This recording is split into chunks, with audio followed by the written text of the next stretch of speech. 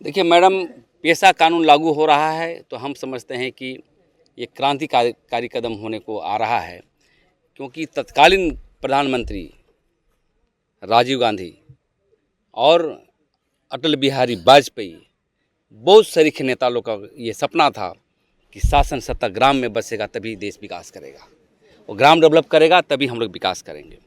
तो पेशा कानून होने से लाभ क्या होगा कि यहाँ पर 29 अधिकार दिए गए हैं, और राजीव गांधी का ही देन था।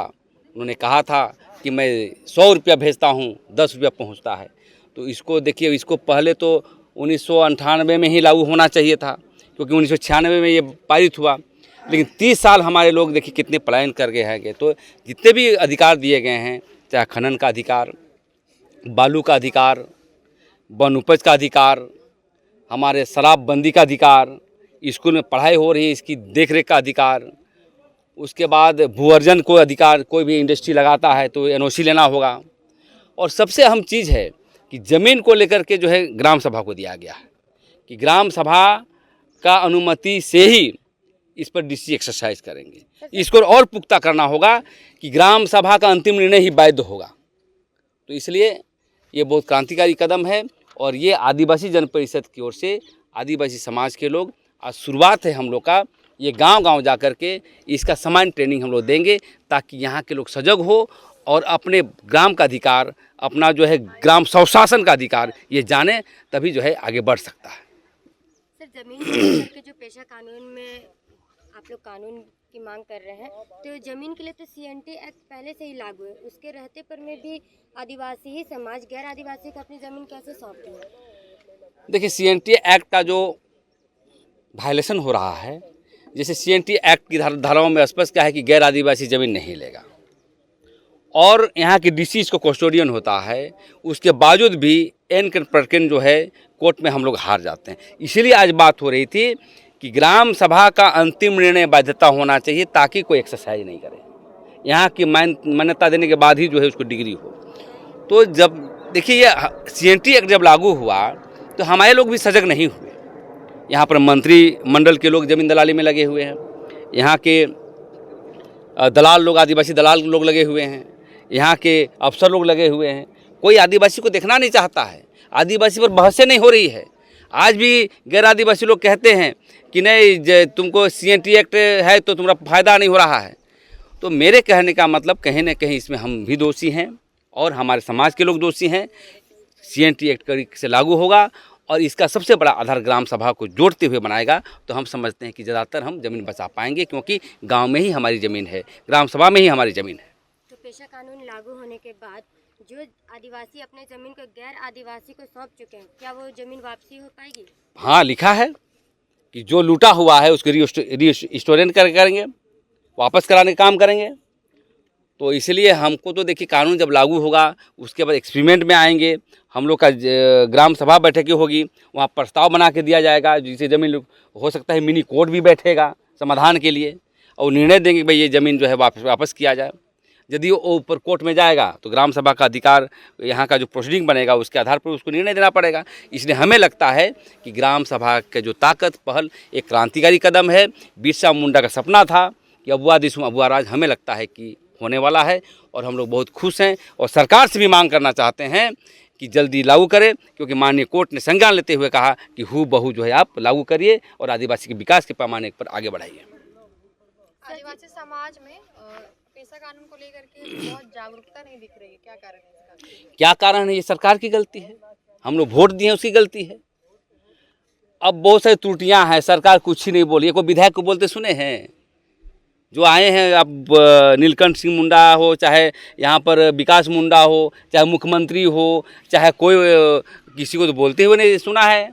तो इसलिए इसकी ट्राइबल सप्लान में अनेक फंड होते हैं कल्याण विभाग में। सरकार से हम मांग करना चाहते हैं आपके मीडिया के माध्यम से कि अविलंब जो है इसको ट्रेनिंग प्रोग्राम शुरू करे, ताकि यहाँ की जनता दिग्भ्रमित ना हो, भ्रामक की स्थिति ना हो, ताकि जाने कि हमारा अधिकार का हो। कहीं लागू होने के साथ विकास की नदियाँ बहना शुरू हो जाएगा। सरकार तो आदिवासियों की है, सरकार तो ऐसा कह रही है कि हम आदिवासियों की सरकार, फिर भी आदिवासियों को इतना संघर्ष क्यों करना पड़ रहा है? देखिए मैडम, जब इतिहास के पन्नों में जाएंगे तो आदिवासियों का हमेशा संघर्ष से ही सब कुछ मिला है। सीएनटी एक्ट जो देख रहे हैं ना, मोटी किताब, ये बिरसा मुंडा के संघर्ष से मिला है, और हम लोग का संघर्ष से मिला है या आपको मिल रहा है ये पेशा कानून। तो देखिए संघर्ष हमेशा, अब बोलेंगे कि भाई क्यों लागू नहीं किया, आदिवासी मुख्यमंत्री हैं। अब आदिवासी मुख्यमंत्री हैं तो क्या बोले, आदिवासी के पीछे मुख्यमंत्री बना दिया जाता है, आगे पीछे पिंटू सिंटू को लगा दिया जाता है, देखते हैं कि नहीं। तो देखिए इसके लिए राजनीतिक इच्छा शक्ति, जो विचारक होना चाहिए, जो भी मुख्यमंत्री बनते हैं, कौन विचारधारा, लोहियावादी, लेनिनवादी या कोई भी वादी बने, कोई बात जब तक अध्ययन नहीं करेगा, दर्शन नहीं करेगा, तब तो दर्शन को आप नहीं पढ़ेंगे, किसी की आइडियोलॉजी को, अम्बेडकर की आइडियोलॉजी को नहीं पढ़ेंगे। तो आज जितने भी मुख्यमंत्री बन रहे हैं, चाहे मंत्री बन रहे हैं, बिना आइडियोलॉजी का, उसको बिरसा मुंडा का सिद्धांत मालूम नहीं है, किसी को सिद्धू कानू का मालूम नहीं, तो ये क्या करेगा। तो इसलिए इस पर गलती हुआ है लोगों को। इसलिए सिद्धांतवादी हो तो कभी भी गड़बड़ नहीं हो सकता है, और जो लूटने के लिए आया है तो उसको क्या है, पेशा कानून भी रोक देगा, कोई ठिकाना नहीं लोग। इसलिए मैं कहने आया हूँ 3 तारीख को हम लोग राजभवन में धरना भी रखे हैं, हर जगह से बुलाएंगे और बोलेंगे हूबहू पेशा कानून लागू करो। एक तरफ तो आप लोग बात कर रहे हैं जल जंगल जमीन को बचाने की, और दूसरी तरफ अगर देखते हैं तो आदिवासी ही अपनी जमीन को गैर आदिवासियों को बेच चुके हैं, तो इस पर आप क्या कहना चाहेंगे। बेच नहीं रहे हैं, आदिवासियों को बरगलाया जाता है, पैसा देकर ठक। देखिए हम लोग पढ़े लिखे लोग कम हैं, गांव में गरीब रहता है तो ले लो जी पैसा लिख दो, गैर कानूनी है। क्या आप सद्दा पट्टा पर अब देश संविधान से न चलता है मैडम। अब देश को, संविधान को यदि आप मानते हैं तो संविधान से चलिए। अब जबरन और गुरुजी राजी खुशी से तो गांव में भी रहता है, लेकिन खरीद बिक्री करके आप व्यापार करेंगे। मैं बता देना चाहता हूं, रांची में जितने भी ज़मीन बेची जा रही है, माफिया तो आदिवासी। इसमें पैसा कानून ऐसा है कि जो कि ग्राम सभा है, और इसमें आदिवासियों को बहुत प्रकार के अधिकार मिले हुए हैं, जो कि ग्राम सभा में बहुत कुछ करने का शक्ति है।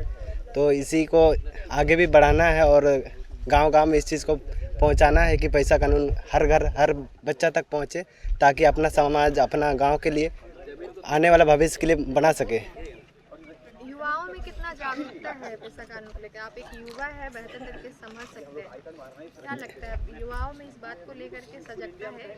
युवाओं में ये चीज़ का उतना ये सजगता नहीं है, बट ये चीज़ अभी धीरे धीरे फैलाना है और युवाओं को बताना है कि हमारा अधिकार क्या है और हमारा अधिकार किस प्रकार से मिलेंगे और कैसे उस चीज़ को लेंगे। उस चीज़ के लिए कौन फैलाएगा? ये तो हम ही लोग फैलाना है गांव-गांव में, और ग्राम सभा में उस चीज़ को बताना है कि हमारा अधिकार ये है और पैसा कानून ऐसा है। इस प्रकार से हमें आगे भी बढ़ाना है। पेशा कानून को लेकर के आप क्या क्या समझे? पेशा कानून के लिए हमें बहुत सारा चीज़ समझे हम।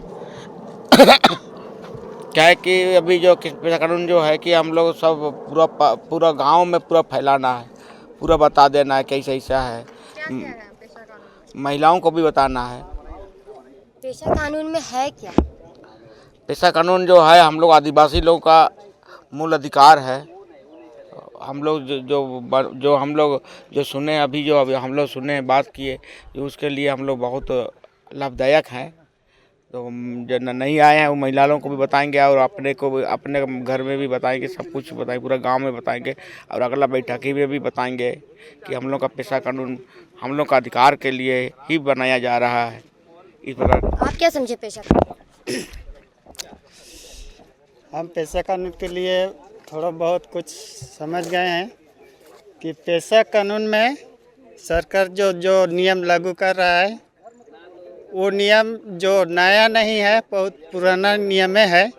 यहाँ अभी भैया बोले कि बिरसा मुंडा, अबुआ राज, अबुआ दिसुम, जमीन और जंगल सब गांव के ग्राम सभा के आदिवासी लोगों का ही है।